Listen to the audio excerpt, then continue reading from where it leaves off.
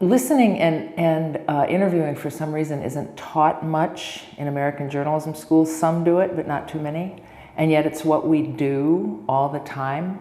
And the kind of stories that I did and I liked the most were stories where listening to people and listening to people real deeply and authentically was everything. I haven't done I work with documents, but I'm not a documents reporter.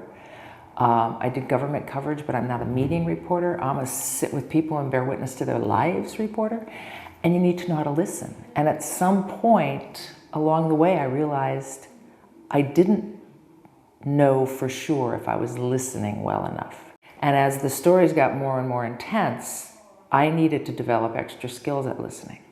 Fast forward, I teach now, and a lot of young people, because they're so in the world of social media and texting and Google, they're very uncomfortable talking to people and interviewing people, and they don't have very good listening skills. So I figure the more we get crazy with digital world, the more we need to hold on to and learn that basic human skill of listening.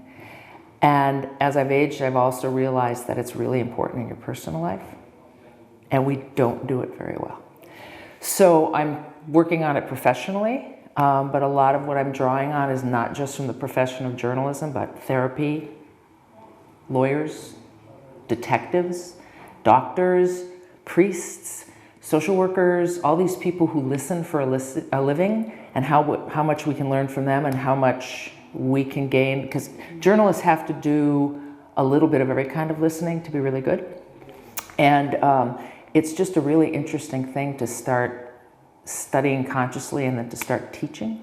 We spend a lot of time talking about the reason you need to listen well. And then we spend a lot of time practicing listening. So with my students, I give them very specific assignments where they have to go out and interview people. For example, we have one we call interviewing an other, where they have to find somebody who has a life circumstance or condition that they're very unfamiliar with and very uncomfortable with.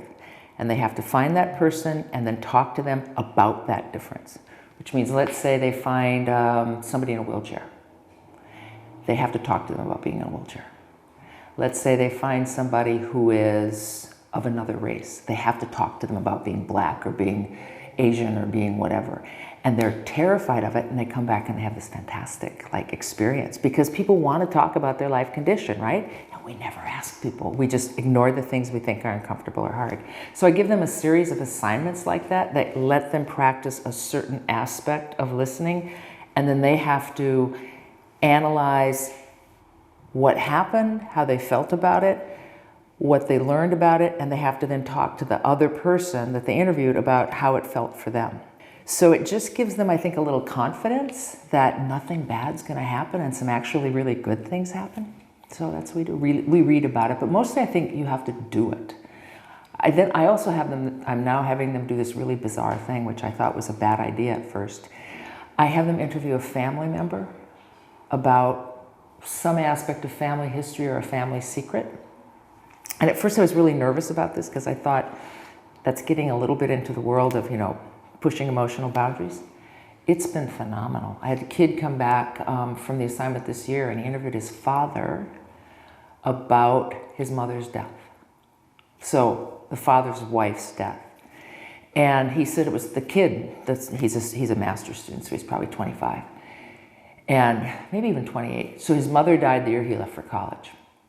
And he's never talked to his father about it. And he got on the phone, he did a long talk with his father about it, and he said it's the first time since his mother died that he cried. He thought the issue was going to be how much his father missed his wife, his mother. What he really learned was his father felt abandoned by his sons because they both went off to college right after the mother died. So these two men had this ability to talk about something they normally wouldn't have. And that happens over and over and over and over. It's really interesting.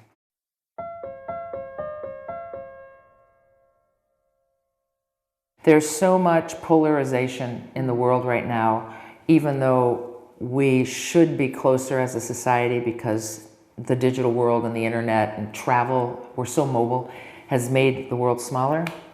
But people are divided by political affiliation and belief, by ideology, by religion. All you have to do is look at what's going on between, extreme Islam and extreme Christianity, and then everybody else, and the rise of atheism, you name it. People who believe in global warming and people who think it's an absolute myth. There are new studies out that show income inequality is a huge issue in the United States, and there's new studies out that show people don't listen to or trust people in other classes the same way they do people in their own financial class, and it's really hard for people to move from one class to another. How can we solve a societal problem if we're literally staying in these same lanes? Some of the stuff I've seen and read indicates that if people aren't hearing each other or aren't listening across those boundaries or differences, one way they actually can listen to each other is if they have a chance to hear the other person's real story. So it seems to me that starts with, I used to think it started with storytelling. Now I think it starts sooner than that with actually listening for and giving an opportunity for that story to be told rather than just telling the story. And I don't know what else to do, frankly.